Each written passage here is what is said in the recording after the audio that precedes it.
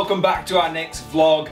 For this one I just want to talk to you about inexpensive motorcycles, because in these wintry months you've got a few options. You can gear up, get out there and brave the conditions. Good luck to you if you do. Or you can put the kettle on, sit back, relax for a bit of MotoGeo Adventure Series. Or you can get your hands dirty, get in your garage and get to know your motorcycle.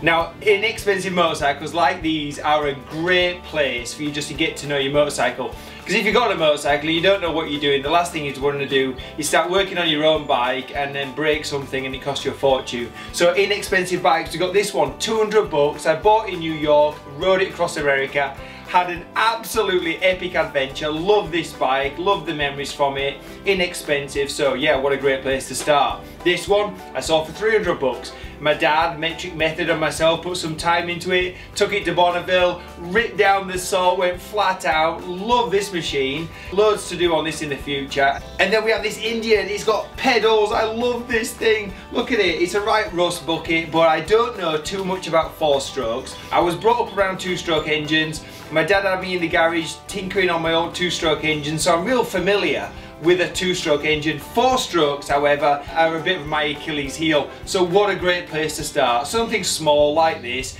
50cc engine, inexpensive, and yes, if I get it going, it's going to be a beauty. So this one, if I get this one going, it'll be going to you, Elijah, my editor. He's got a bicycle, he's also got a car, but no motorcycle. So what a great place to start, an inexpensive, cheap motor transport. Find out if you like motorcycles, and then once you get that 2-wheel bug, there's no stopping it. So upgrade from there. So what I'm trying to say is look in your local classifieds, pick an old bike. It doesn't even matter if it's a runner, it doesn't even matter if it's never going to run again.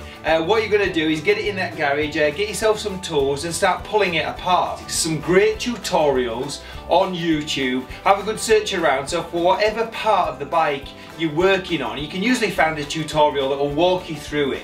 So check out YouTube. MotoGeo will do some vlogs in the future if that's what you're interested in on how to work on motorcycles. So let us know from your comments, because we can always do that. But yes, what I'm trying to say is get in your garage, get your hands dirty, roll your sleeves up and get stuck in, because there's nothing better than getting to know your motorcycle, getting to know some mechanical background, so that if you do go and have a problem, or you do have to go and take your bike into the garage, you're not going to get ripped off, you know what you're talking about, and then if you're on an adventure and you have a problem, you're probably going to be able to fix it. So anyway, back to it. Tune into MotoGeo Adventure Series, get into your garage, get to know your motorcycle, and as soon as the weather's right, get back on the road. So what else about MotoGeo? Well, we've been having a right busy time. Alex over in Italy, he's been at the Verona Custom Motorcycle Show. Loads of awesome motorcycles to come from there. So new video coming up real soon, so check back soon, check that out. And I'm about to go and take off next week to ride the new KTM 790, so yeah, right, good do. Thanks for watching, stay subscribed and definitely enjoy the ride. Stay safe out there. Cheers.